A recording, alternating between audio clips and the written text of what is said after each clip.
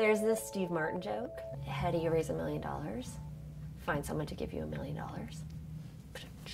So, how do you raise $1 million?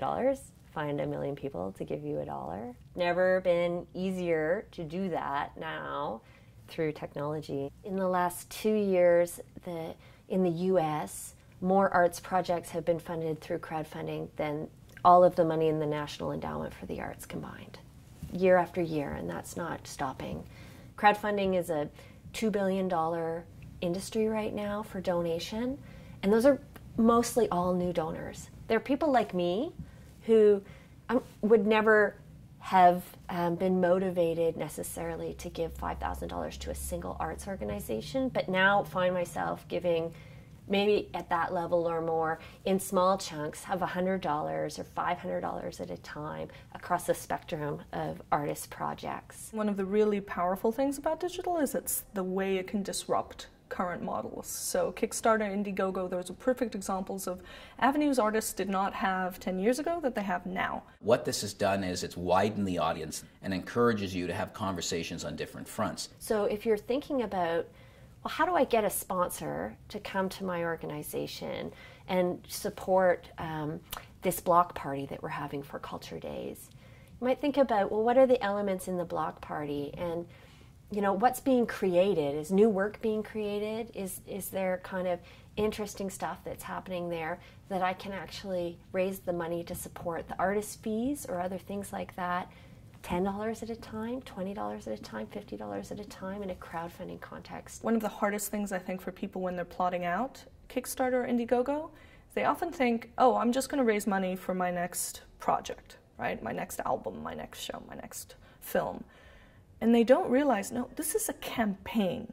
And the challenge with that is you're starting your campaign a lot earlier than people are usually used to starting a campaign. You're used to campaigning once you have a product. But when you do Kickstarter or Indiegogo, you're campaigning pre-production. Walt Disney used to say that you always wanted people humming the song when they came out of a movie, and that changed. Today you want people humming the song before they go in. So digital marketing allows you to create a buzz and an audience before the film even opens or before your show opens. So you're trying to get people, you're basically speaking to people as consumers and sponsors, investors all in one shot. So you have to have a really, really good vision of that campaign arc. When I conceive of a film idea, the first thing I do is create a poster and get that out everywhere. Launch it on online, promise people exclusives to have it signed, whatever it is, but start that buzz. The next step is, who's the creative team behind it?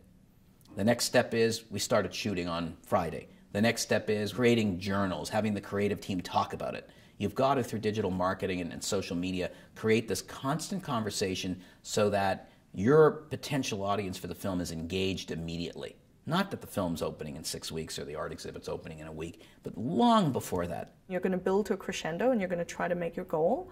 And then you're going to get into like production mode. But you have to keep those guys happy that financed you, right? So you need to be putting out things.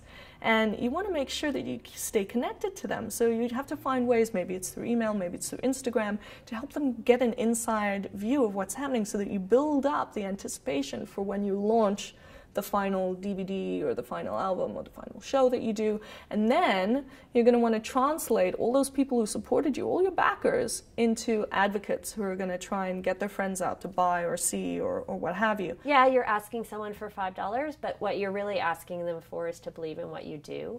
And the reciprocation of it is you're going to bring them closer to what you do. Because if you raise the money through those mechanisms, you're also raising the community at the same time. And it can be really impactful when the day for the celebration actually comes, if people feel like they've directly contributed to making this happen in a very real and tangible way, and that they're philanthropists, and they should be treated that way. It opens a whole new door to what we might see as the philanthropic landscape in Canada. So one of the most successful Kickstarter campaigns I've seen of just an individual going at it and doing really well was a friend of mine, Chris Johnson, wanted to do a book project around atheism and atheists finding meaning in their life. So he went around and he interviewed 100 atheists, some of them well-known, some of them just average people living really cool lives and really committed to finding meaning in their lives. It's called A Better Life, and his first campaign he raised over $100,000 for the book. And he's a photographer, so the book is gorgeous. And then now he's in the middle of a campaign to raise money to do the film version of that piece. And one of the things that I saw about the way he's approaching it that's really special is that not only does he invest in that initial campaign, he's showing you every step of the way his journey. He's never published a book before of this extent. He's showing you pictures of like now, he's got this warehouse full of like all these, and he's sharing that with the world. And you kind of get this amazing journey of this individual who's taken on this project, and it makes you feel what it would be like to, say, write a book or go through this kind of journey. I always think, as a donor, why don't people help me tell people that I donated? Like, give me a point of pride. And so that could be my name is in the program of the play, and that's fine. My name's in the program of the play. Everyone that goes to the play sees it. But what about, like, a living video wall of fame where names are posted and they're moving around, and if I'm on the wall, I'm going to share it with other people. I want people to identify me with having given to you. That's part of it. That's a huge benefit.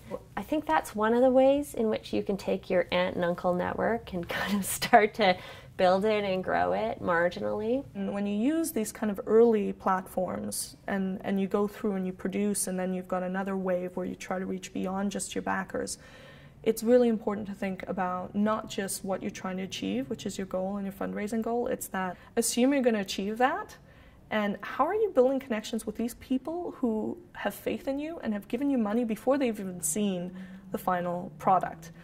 How are you extending that? How are you capitalizing on that? You try to cultivate those relationships, because at the end of the day, that's what's pushing you forward. You might know 100 people. You have to make it really interesting for those 100 people to tell 100 people. When it has legs beyond you, when your marketing is being done by other people, that's the best position to be in, and that's really powerful. Advice for artists entering into the crowdfunding realm is kind of the same as advice for organizations. If you want to be an artist and you don't have a Medici, you need an audience.